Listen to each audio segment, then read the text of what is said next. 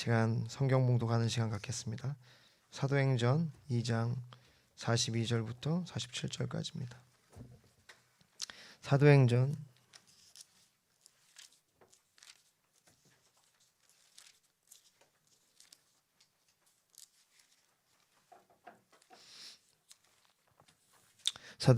2장 42절부터 47절 말씀입니다.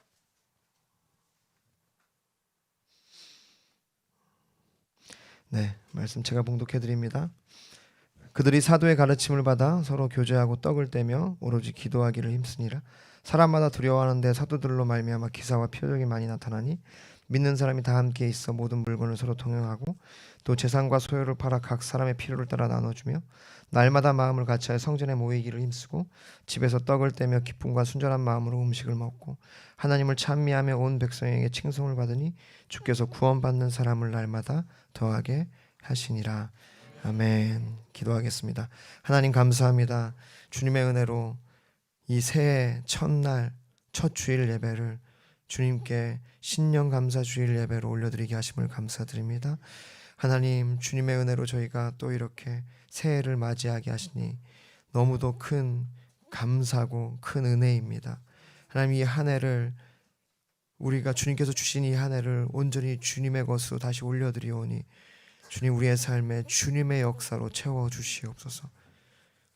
이 시간 함께 말씀을 전하고 나누고 듣기를 원합니다. 전하는 자나 듣는 자 모두가 한 성령 안에서 주의 말씀을 통하여 주님의 뜻을 깨달을 수 있도록 인도하여 주시옵소서. 특별히 오늘 이렇게 귀한 발걸음으로 함께 예배하는 처음으로 같이 와서 예배하는 성도님들이 계십니다. 우리 조성 성도님, 주님, 이 발걸음을 인도하신 주님의 은혜를 기억하며 이 시간 주님이 주시는 말씀으로 또 이 예배를 통하여 하나님의 은혜를 경험하고 하나님을 만나는 시간 되게 하여 주시옵소서. 또 이렇게 한 가족이 함께 예배하게 하심을 감사드립니다. 이 가정이 믿음의 가정이 되게 하여 주사 모든 상황 가운데서 하나님 믿음으로 돌파하여 승리를 얻는 그러한 가정이 될 수 있게 하여 주시옵소서. 시종을 주님께 맡겨드리며 예수님 이름으로 기도하옵나이다. 아멘.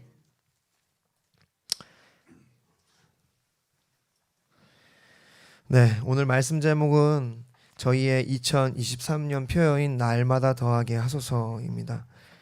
날마다 더하게 하소서. 네, 2023년이 밝았죠. 새로운 한 해에도 하나님을 더욱 깊이 알아가고 그분과 동행하는 복이 모든 성도님들에게 가득 넘치기를 원합니다. 우리 옆에 분과 같이 한번 인사할까요? 새해 복 많이 받으세요. 네, 올해도 하나님의 은혜를 많이 받으시길 바랍니다. 얘기해 주십시오.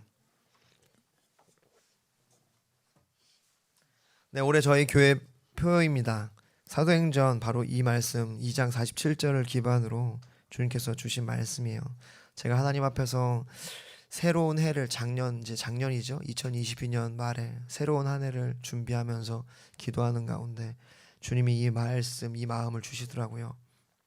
구원받는 자를 날마다 더하게 하시리라. 이 약속으로 주셔가지고 그것을 표어로 삼았습니다. 그래서 날마다 더하게 하소서. 먼저는 우리 교회 가운데 주님께서 구원받는 자들을 날마다 더하게 하시기를 소망합니다. 그리고 또한 우리의 삶 가운데 모든 가정 가운데 구원받는 자들을 날마다 더하게 하시기를 원해요. 그것이 뭐냐면 주님의 생명력이 회복되기를 원한다는 것입니다. 그것은 하나님의 역사가 일어나기를 원한다는 거죠. 전방위적으로 모든 삶의 영역에 하나님의 생명력이 회복되기를 원하고 부어지기를 원합니다. 그러한 마음입니다. 또한 우리를 통하여 우리 지역이, 우리 주변 사람이, 우리의 사업장이 주님의 은혜로 날마다 더하는 은혜가 있기를 원하는 것이죠.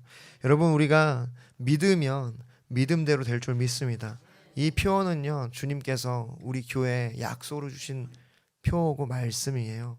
여러분 믿으시고 여러분의 것으로 취하십시오. 그럼 하나님께서 역사하실 것입니다. 오늘 이 본문은요, 날마다 더하게 하시냐. 정확히는 믿는 자들을 날마다 더하게 하셨다는 뜻이죠. 47절 하나님을 찬미하며 또 온 백성의 칭송을 받으니 주께서 구원받는 사람을 날마다 더하게 하시니라. 네, 잃어버린 영혼들이 주님께 돌아왔다는 뜻입니다. 주님을 모르던 자들이 주님을 알게 되었다는 거죠. 이것은 바로 교회가 되기 시작했다는 거예요. 하나님께서 그렇게 하신 것입니다. 성령의 역사죠. 여러분, 교회는, 오늘 우리가 이 모인 교회는요, 성령의 역사의 결과입니다. 사람의 모임이 아니에요. 우리가 믿음을 결정하고 우리 스스로 모여보자 라고 한 것이 아니라 성령님이 우리 가운데 역사하셔서 교회를 세우게 하시고 모이게 하시고 주님 앞에 함께 모여서 예배하게 하시는 것을 주 여러분 믿으시기를 바랍니다. 네, 바로 그것이 예수님이 이 땅에 오신 목적이에요.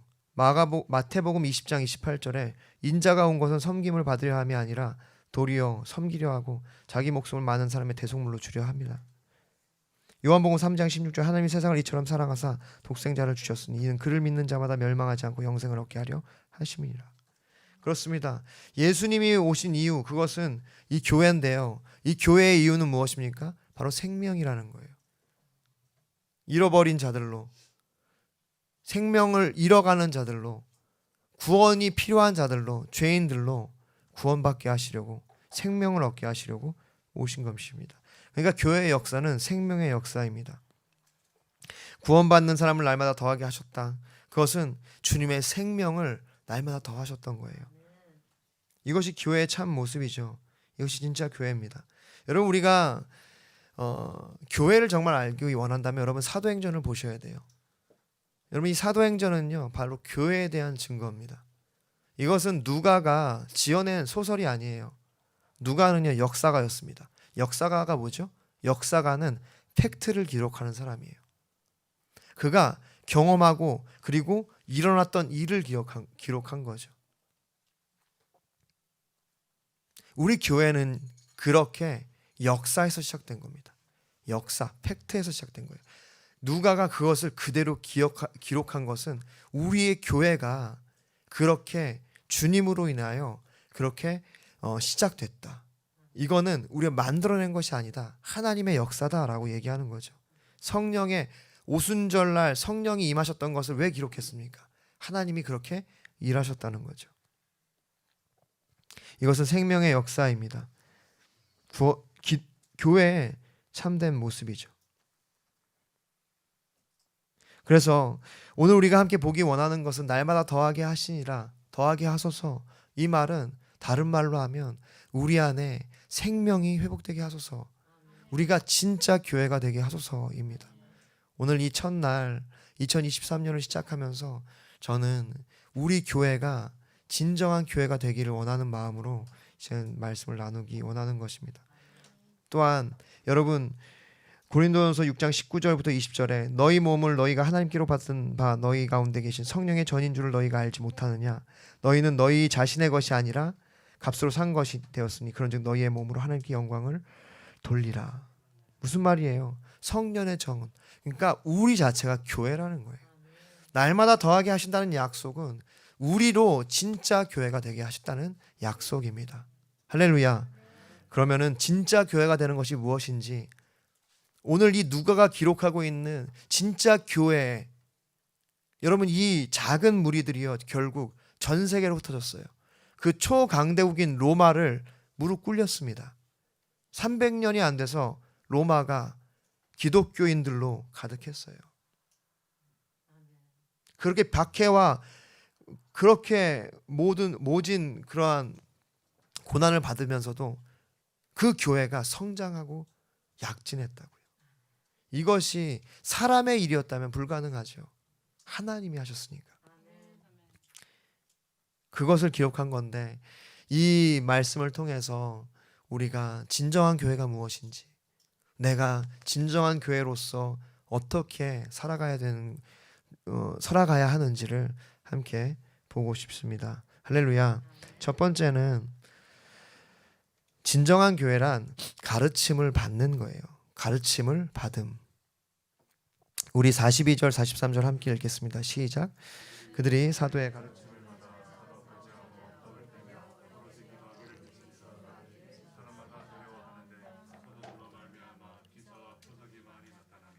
아멘. 사도는요. 여러분 사도가 누구죠? 그냥 간단히 말씀드리면 예수님께 직접 사명을 받은 자들을 사도라고 하는 것입니다. 그러니까 예수님을 직접 만나고 그분으로부터 사명, 그러니까 어떤 부르심, 보내심을 받은 사람이 사도예요. 사도란 뜻은 원래 보내심을 받은 자, 메신저라는 뜻이거든요. 그래서 우리가 성경에서 말하는 사도는요. 그래서 12제자 그리고 다메섹 도상에서 부활하신 주님을 만났던 그 사도 바울을 뜻합니다. 그래서 그들이 이제 여기 보면은 사도의 가르침을 받았다. 그렇게 그 사도들의 가르침을 받았던 것이죠. 교회는요, 이렇게 사도의 가르침이 있어야 해요.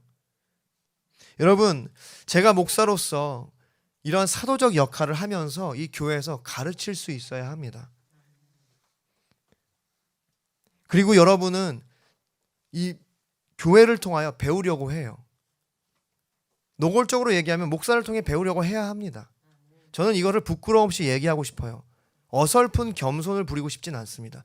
여러분, 우리가 이 교회라는 게요, 주님이 세우신 목회자 혹은 지도자들, 사실 직분자들도 마찬가지입니다. 여러분을 통하여 가르침이 있어야 돼요.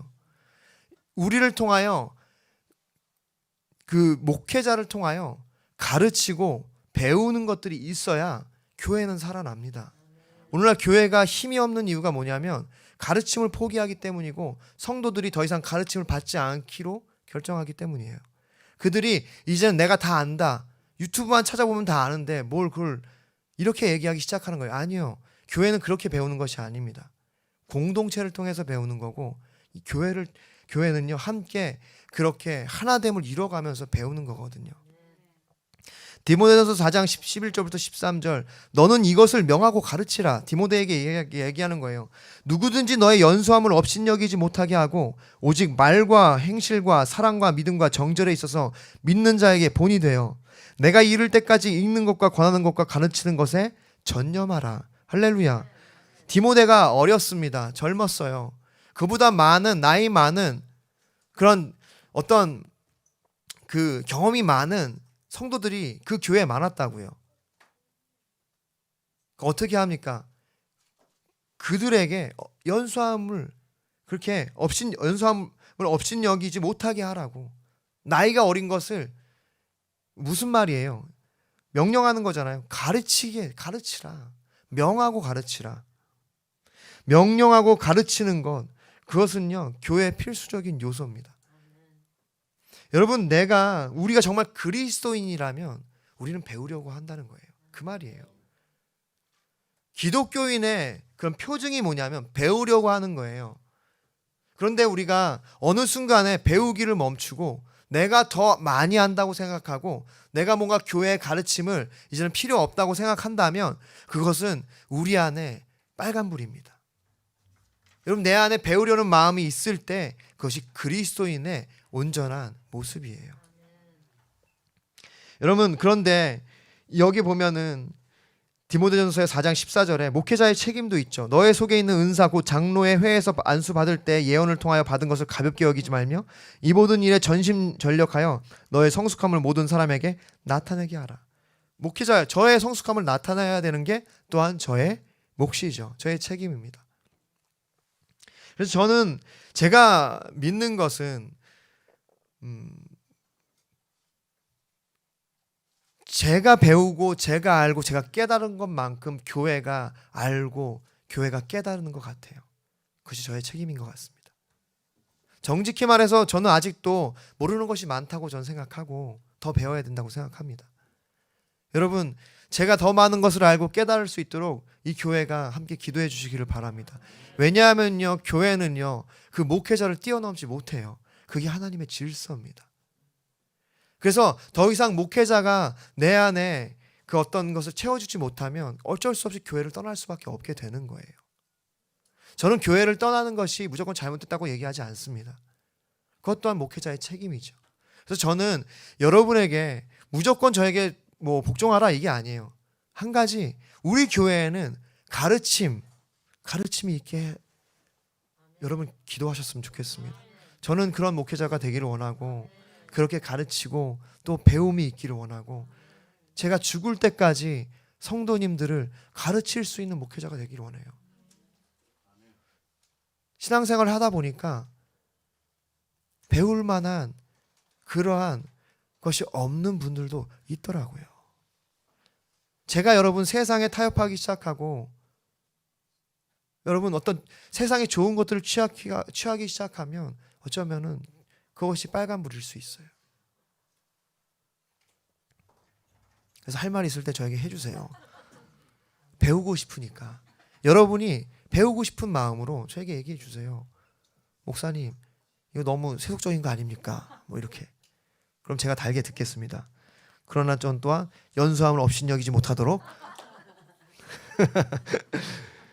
네, 이렇게 가르침이 있고 배움이 있는 것이 교회의 표본이라는 거예요. 교회의 가장 큰 비극은 뭐냐면요, 목사가 성도들을 가르치려고 하지 않는 것이에요. 가르칠 것이 없는 것이고 눈치만 보는 것이고 좋은 관계만 유지하려고 하는 것입니다. 물론 성품으로 인하여 더 많이 아는 것들을 인하여 목사님들이 그 성도님들과 좋은 관계를 유지해야 되고 그렇게 하는 분들이 많이 있어요. 그런데 제가 목회를 하다 보니까 어떨 때는 그냥 무서워서 교회 떠날까 봐, 뭔가 이 가르침이 제대로 이루어지지 않을까 봐 그냥 그 눈치만 보고 뭐 얘기도 못하는 경우가 있다라는 것이에요. 가장 큰 비극은 바로 그런 것이죠. 어떠한 인간적인 관계만 보고 가르침이 더 이상 있지 않은 것. 여러분, 그러면 교회는 무엇을 가르쳤습니까?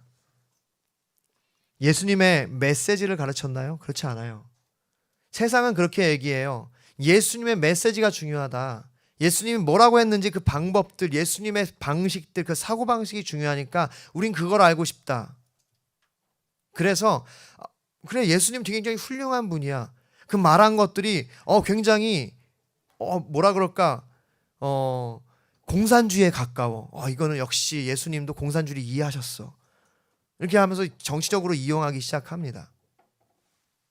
무엇을 가르쳐야 하나요? 예수님의 도덕성? 그래, 우린 도덕적으로 깨끗해야지.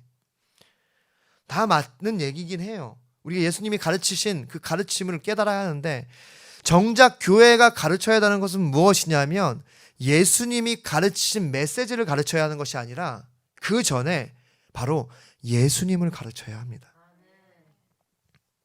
세상은 교묘하게 성경이 이상하고 믿기 어려운 이야기들이지만 그 안에 좋은 메시지들이 있어서 그 메시지들은 좋은 것이라고 얘기하고 그렇게 교묘하게 복음을 왜곡합니다. 여러분, 성경에 좋은 메시지가 복음이 아니에요. 복음은요, 예수님입니다.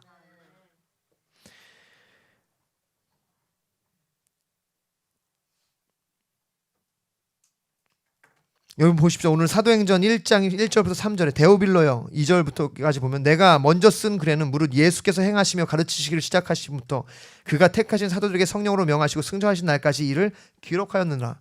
이 역사가인 누가가 뭐라고 얘기하는 거냐면요, 나는 예수님에 대해서 지금 기록한다는 거예요.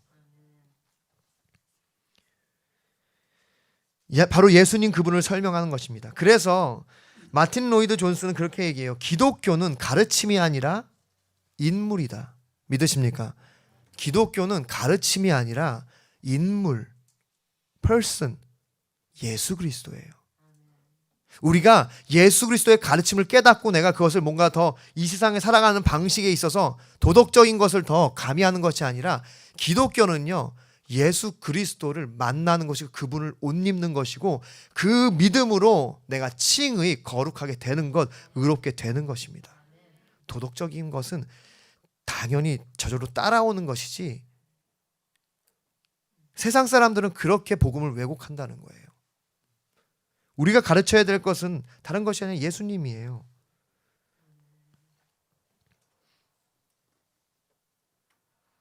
그래서 사도행전 1장 8절 오직 성령이 너에게 임하시면 너희가 권능을 받고 예루살렘과 온 유대와 사마리아와 땅끝까지 이르러 예수님 뭐라고 말씀하세요? 내 증인이 되리라. 우리가 예수 그리스도의 증인이 되는 것이 바로 그리스도인인 줄 여러분 믿으시기를 바랍니다. 그리스도인은요, 예수님을 증거하는 사람이고 예수님을 옷 입는 사람이고 예수님을 만난 사람, 예수님과 동행하는 사람, 그로부터 예수님의 가르침을 적용하고 그의 뜻을 행하는 게 맞죠. 그런데 세상 사람들은 그냥 딱 잘라서 예수님은 빼고 성경은 빼고 거기에 있는 좋은 메시지만 그것이 좋다라고 얘기하는 거예요. 그건 복음이 아니라는 겁니다. 바로 사도들이 가르친 것은 무엇입니까? 예수님의 사상을 가르친 것이 아니에요. 기독교는 사상이 아닙니다. 기독교는요, 예수님이에요. 기독교는 사상이 아니라 예수님 그분 자체입니다. 아무 소망이 없는 우리가 예수님을 만나고 그분과 연합됐다는 거예요. 하나 됐다.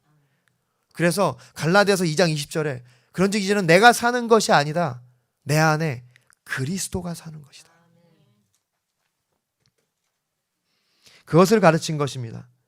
이처럼 예수님을 가르치는 것이 있는 것이 교회라는 거예요. 가르침이 있어야 합니다. 할렐루야. 두 번째, 진정한 교회는 무엇이냐면 자발적인 섬김이 있습니다. 자발적인 섬김. 우리 44절, 45절 함께 읽겠습니다. 시작.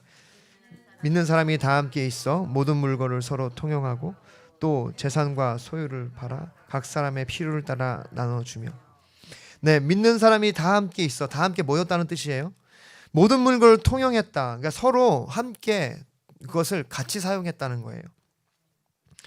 여러분, 이것이 무슨 뜻입니까? 그들이 시키지도 않았지만 스스로 재산과 소유를 팔아 각 사람의 필요를 나눠줬다는 거예요. 자발적으로 섬기기 시작했다는 것입니다.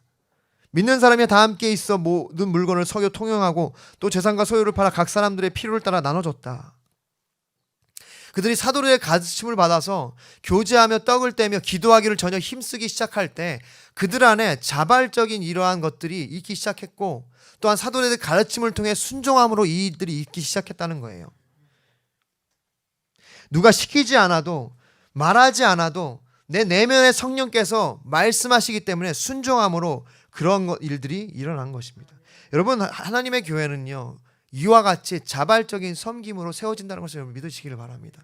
다른 말로 하면 그것은요, 자원하는 심령이죠. 출애굽기 35장 29절에 마음에 자원하는 남녀는 누구나 여호와께서 모세의 손을 빌어 명령하신 모든 것을 만들기 위하여 물품을 드렸으니 이것이 이스라엘 자손이 여호와께 자원하여 드린 예물이니라. 할렐루야. 자원하는 마음으로 드렸다는 거예요. 마음에 자원하는 남녀 누구나 그들의 물품을 들여 성전을 세운 것입니다. 그렇게 자원함으로 드리는 것이 교회를 세우는 일이죠. 진정한 교회는 자원함으로 드리는 겁니다. 그래서 사도가 잘 가르쳐서 이 일이 있기 때문에 목사님들이 잘 가르쳐야 하는 거죠. 가르침이 있어야 자발적으로 섬기는 것이 나올 수 있습니다. 가르침이 없으면 자발적으로 섬기는 것도 없는 거예요. 여러분 또 계속해서 보면은 이사야서 1장 19절 이사야서 1장 19절 너희가 즐겨 순종하면 땅의 아름다운 소산을 먹을 것이요. 즐겨 순종한다. 그리고 시편 110편 3절 주의 권능의 날에 주의 백성이 거룩한 옷을 입고 즐거이 헌신하니 새벽 이슬 같은 청년들이 주께 나오는도다. 여러분, 우리의 신앙을 이렇게 억지로 끌려가는 그런 무거운 것으로 만들지 않기를 소망합니다. 여러분, 하나님께서 원하시는 것은요, 자원한 즐겁게 헌신하는 거예요. 여러분, 여기에 저는 우리가 청년으로 살아갈 수 있는 방법이 있다고 믿습니다. 그게 뭐냐면 즐겁게 헌신하는 거예요. 청년들의 특징이 뭡니까? 그들은요, 그 어떤 가치들을 느끼기 시작하면 즐겁게 헌신한다는 거예요. 여러분, 우리가 그렇게 평생에 청년처럼 살았으면 좋겠어요. 내가 해야 돼서, 목적이 있어서. 죄송한 표현이지만 어떤 분들은 그래요. 내가 뭔가 그런 어떤 목적성을 가지고 그렇게 교회에서 그럴 수 있어요. 그런 마음이 우리는 죄인이기 때문에 들 수 있습니다.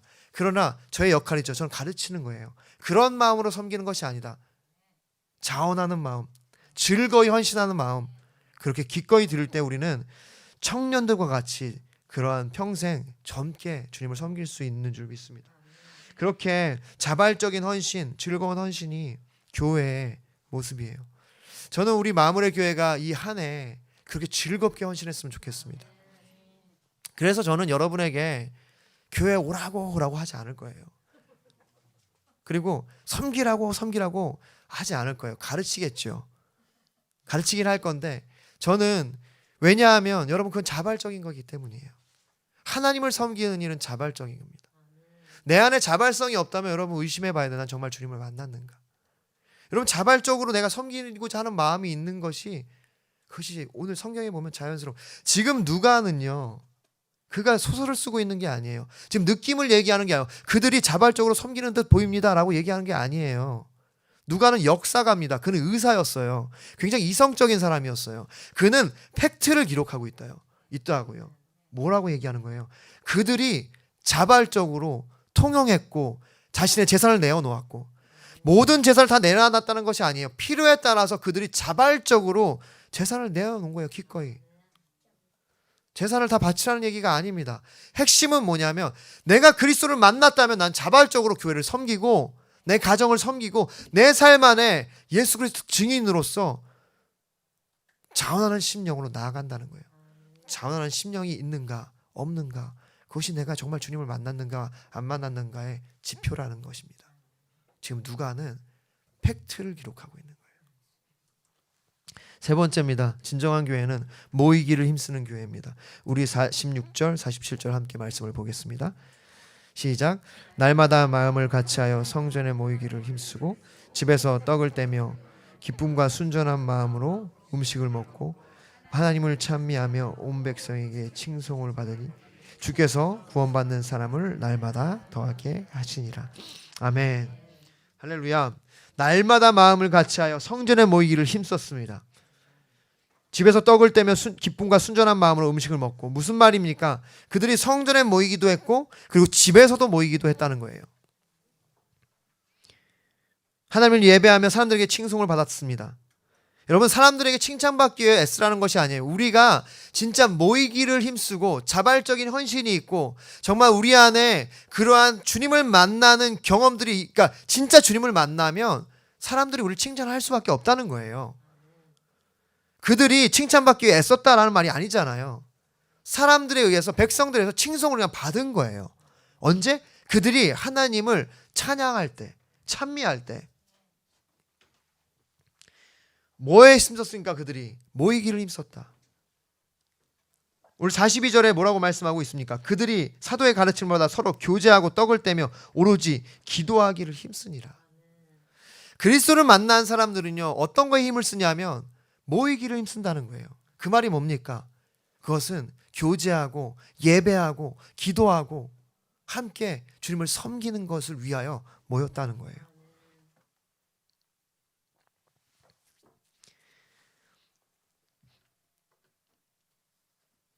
여러분 이것이 바로 그들의 신앙의 모습이었고 삶의 그런 모습이었어요. 어떻게 이렇게 할 수 있었습니까? 어떻게 하면 이렇게 되죠? 모이기를 힘쓸 수 있죠? 기독교가 중심이 될 때예요. 다시 말하면 예수 그리스도가 삶의 중심이 될 때 모이기로 힘쓸 수 있습니다. 여러분 예수 그리스도가 삶의 중심이 아닌 사람은 모이려고 하지 않아요. 주일 예배가 12시 묵도에서 시작하여 12시 축도로 딱 끝나기를 원하죠. 그래서 우리 교회 같은 경우에는 한 번 오고 오지 않죠. 무슨 말씀과 찬양이 이렇게 기나. 절대 안 오겠죠. 모이기를 힘쓰는 사람은요 예수 그리스도가 중심인 사람이에요.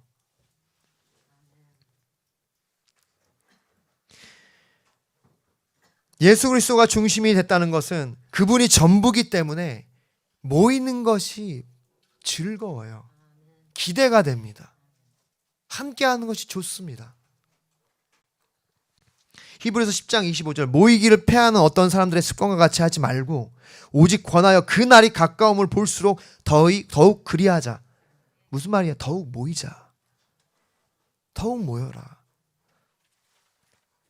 여러분 오늘날에도 교회 안에 모이기를 패하려는 사람들이 있어요. 아까 방금 얘기했듯이 12시에 시작해서 11시에 시작해서 12시에 끝나야 됩니다. 목사님. 주로 이제 오랫동안 경험이 있는 장로님이 그런 얘기를 하죠. 제가 목사님 위해서 교회 위해서 성도님 대표해서 얘기합니다. 12시에 축도 꼭 해주십시오. 우리 굉장히 피곤합니다.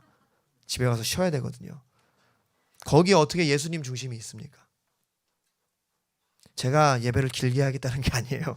전 짧게 하고 싶습니다. 짧게 하겠습니다. 짧게 하려고 굉장히 노력하고 있어요. 지금 굉장히 말이 빠르잖아요. 중요한 건 뭐냐면 모이기를 힘쓰는 마음이 예수님을 만난 마음이라는 거예요. 예배 드리려고 하는 마음이.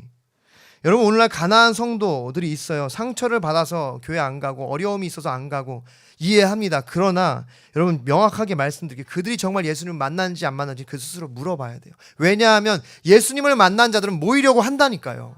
교회 나오려고 하고 예배 드리려고 하고 말씀을 드리려고 하고 섬기려고 하고 함께 하려고 한다는 거예요. 예수님을 모르는 사람이 자기의 삶을 먼저 챙기고 예수님 자기의 인생을 먼저 챙기고 그렇게 하는 거죠. 사실 그래서 저는 가난한 성도들을 안타깝기도 하지만 저는 굉장히 차게 얘기해요. 그들은요 스스로 돌아와 봐야 해요. 정죄하는 게 아니라 이것은 성경의 메시지입니다. 성경의 기독교인들의 여러분 보십시오. 이 누가가 지금 기록하고 있는 이 팩트가 뭐예요? 그들이 모이기를 힘썼다니까요. 그 당시에 이들이 교회 가면은 죽으니까 가지 말자. 야, 집에서 드려. 다 같이 흩어져. 야, 괜히 모였다가는 저 네로 황제가 어느 날 갑자기 나타나가지고 다 죽인다. 그랬습니까? 교회 나 상처받아 힘들어요. 너무 지쳐요. 주님을 모르니까 그런 마음이 나요. 처음에 주님을 알았지만 점점 주님을 모르니까 내가 원하는 대로 컨비니언스하게 신앙생활을 하니까 내가 점점 가다가 이제는 교회 안 나가는 겁니다. 가르침이 없으니까. 할렐루야. 여러분에게 화를 내는 건 아니에요. 안타까운 거잖아요. 컨비니언스, 편한 것, 내가 원하는 것. 신앙은 내가 원하는 것, 내가 복받는 것에 포커스가 있는 것이 아니에요. 주님을 만나는 것입니다. 예수님을 만나면 내가 모이려고 한다니까요. 자원함으로 섬기려고 한다니까요. 그러다 지쳐요. 나 지친다, 힘들어. 그래도 목사가 어떤 역할입니까? 그래도 하자고 하는 거예요. 나쁜 목사는 뭔지 아세요? 지치죠? 힘들죠? 그만하세요. 그래서 저는 그렇게 할 수 없는 게 사람이 없어요. 사람이 없어서 그만하라고 하면 아무것도 일어나지 않기 때문에 저는 이제 그래요, 힘드시죠? 그래도 같이 가야 합니다. 그래서 제가 여러분 교회 안 나온다고 할 때 그래도 나오셔야 된다고 하면은 오해하지 마세요. 여러분을 미워하고 여러분을 이해 못하는 것이 아닙니다. 교회에 나와야 하기 때문에. 점점 그 컨비니언스한 마음으로 따라가다 보면요, 결국 가난한 성도가 되고 자기 변명을 늘어나요. 교회가 상처를 줘서. 한마디입니다. 자기 부인이 안 된 거예요. 그래서 상처받는 겁니다. 물론 교회가 상처를 줘요. 다른 데 옮기면 되죠. 좋은 교회 있잖아요. 왜 교회를 안 나가? 옮기면 되지. 네. 저는 온라인 예배도 경계를 해야 된다고 저는 생각합니다. 온라인 예배, 물론 그것이 우리가 어쩔 수 없는 상황에서 그렇게 해야 하죠. 그런데 여러분, 온라인 예배를요, 그렇게 컨비니언스하게 선택하면 저는 안 된다고 생각해요. 물론 어떤 상황에 의해서, 필요에 의해서 여러분이 그것이 어쩔 수 없이 그걸 선택할 수는 있지만, 여러분 왜 그러냐면, 여러분 그것이 우리로 하여금 점점 우리의 믿음이 어떤 아이디어와 방법과 사상으로 전락하는 방향이라는 거예요. 하나님께 적당히 드려도 되는구나, 하나님께 이런 것이 문제가 없구나, 이렇게 생각하게 한다는 거예요. 여러분 이 성경을 보십시오. 모이기를 힘썼다. 모이기를 힘쓰는 것에 온라인 예배가 웬 말입니까? 제가 온라인 예배를 구시대적으로 나쁘다고 얘기하는 것이 아니에요. 필요해요. 우리는 때로는 그 온라인을 통하여 회복됩니다. 그런데 성경은 뭐라고 얘기하면 모이기를 힘썼다고 얘기하잖아요. 온라인 예배의 취약점은 뭐냐면 그것이 우리의 신앙을 뭐라 그럴까요? 이런 관념적으로 만든다는 거예요. 여러분 신앙은요, 부대껴야 돼요. 공동체 안에서 정말 이상한 사람을 사랑하는 법을 배우기 시작할 때 신앙이 시작되는 거지. 나 너무 이상한 사람이 많아서 교회 안 갈래요. 사실 네가 더 이상해. 거울을 좀 봤으면 좋겠어요. 제가 직접 하진 못하지만 여러분에게 하는 건 아니고요. 제가 옛날에 섬겼던 그런 마음이 들더라고요. 너무 막 이상한 사람이 많다고 얘기하는데 속으로 그런 생각이 속이 들어요. 당신 더 이상한 것 같아요. 말은 못하죠. 상처받으니까. 주님이 깨닫게 해주시기를 바라는 거죠. 생각보다 우리가 정말 다른 사람을 향한 비난들이요, 그것이 사실 나의 연약함이에요. 여러분 그래서 우리는 그렇게 하지 말고 모이기를 힘써야 될 줄 믿습니다. 날마다 마음을 같이하여 성전에 모이기를 힘쓰고 집에서 떡을 떼며 기쁨과 순전한 마음으로 음식을 먹고 하나님을 찬미하며 온 백성의 칭송을 주께서 구원받는 사람을 날마다 더하게 하시니라. 여러분, 이렇게 우리가 모이기를 힘쓸 때, 정말 예배하기를 원할 때, 그럴 때 교회는 약진하기 시작합니다.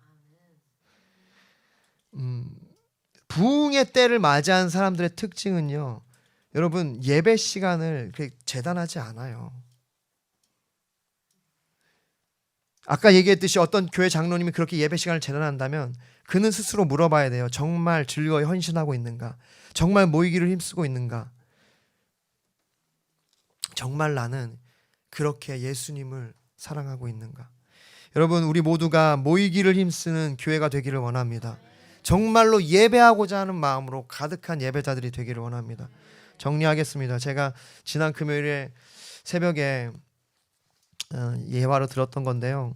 지난주에 제가 소래노에 이제 저희 노회, 교회 노회 모임 행사가 있어서 갔었어요. 그때 이제 곽선희 목사님이 나와서 어떤 축사 같은 걸 했습니다. 어떤 행사였냐면, 저희가 소래노회인데 소래교회라고 황해도에 최초의 한국 사람들이 스스로 자발적으로 돈을 모으고 헌금을 해서 집을 사서 집을 헌금했나요? 그래서 처음으로 우리 이 한국인들에 의해서 세워진 교회가 소래교회입니다. 최초의 교회가. 그래서 그 교회를 세우는 어떤 이야기들, 그래서 140주년을 맞이해서 그런 저희 소래노회로서 이제 어떤 행사를 한 건데, 그때 이제 곽선희 목사님이 오셨어요. 저는 이 목사님이 그 목사님인가 했는데 그 목사님 맞더라고요. 그래서 저희 교단은 아니고 그분은 통합 측의 이제 소망교회 유명한 목사님이죠. 근데 그분 할아버지 이야기를 하더라고요. 곽선희 목사님 원래 황해도 그 쪽에 이제 출신이신데, 그 할아버지가 거기에 이제 예수님을 만난 거예요. 근데 이제 교회가 50리 떨어져 있는 겁니다. 여러분, 50리면은요 걸어서 4시간 5시간, 지금도 몇 시간 1시간 20 뭐 이렇게 가야 되는 거리예요. 그런 먼 거리, 50리나 떨어진 그 거리를 여러분 7년 거의 10년이라는 시간 동안에 매주 예배를 드린 거예요. 기꺼이 가서 예배를 드린 거죠. 그리고 얘기했대요. 우리 지역에도 교회가 있었으면 좋겠습니다. 그러자 선교사님이 얘기했대요. 기도하시라고. 그리고 그 할아버지가 기도하기 시작했대요. 어떤 지역에 가서 이곳이 교회가 됐으면 좋겠다고 하고 계속해서 거기서 기도한 거예요. 그리고 그분이 그리고 이제 거기에 교회가 세워졌습니다. 그런데 이제 그 교회 세우기 위해 부지를 찾다가 이제 그 부지에 가가지고 이제 사람들이 이렇게 부지에 대해서 이야기할 때 이제 어린 곽선희 목사님이 갔나 봐요. 근데 거기에 풀이 다 있었는데 여기 딱 한 군데만 풀이 없대요. 풀이 나질 않는 거예요. 그래서 그런 곳이 있었는데 어떤 분이 그 어린 곽선희 목사님이 그렇게 얘기하더래요. 너 이거 아니? 여기가 왜 풀이 안 나는지 아냐? 왜 그런가요? 그러니까 너희 할아버지가 여기서 매일 기도했다. 교회 세워달라고. 여러분, 그렇게 7년이란 긴 시간 동안 매 주일 4시간 5시간 가면서 기꺼이 예배 드리면서 뭡니까? 한 가지예요. 그는 그리스도인이라는 거예요. 그는 교회라는 겁니다. 그래서 그의 후손에서 한국의 수많은 성도들을 위로했던 그 소망교회 곽선희 목사님이 나온 거 아닙니까?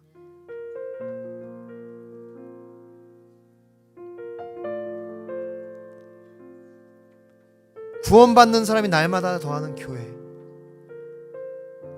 그건 정말 예수님을 만난 사람들이 모여서 세운 교회예요. 가르침이 있었고 자발적인 섬김이 있었고 모이기를 힘썼습니다. 여러분, 저는 이 한 해 동안 우리 교회가 그렇게 됐으면 좋겠어요. 여러분, 누군가가 그렇게 헌신할 때, 우리가 기꺼이 그 일들을 하기 시작할 때 이 교회는 그렇게 됩니다. 그리고 우리를 통하여 우리 다음 세대들이 그 복을 누리기 시작하는 거예요. 이 시간 함께 기도하기를 원합니다. 기도할 때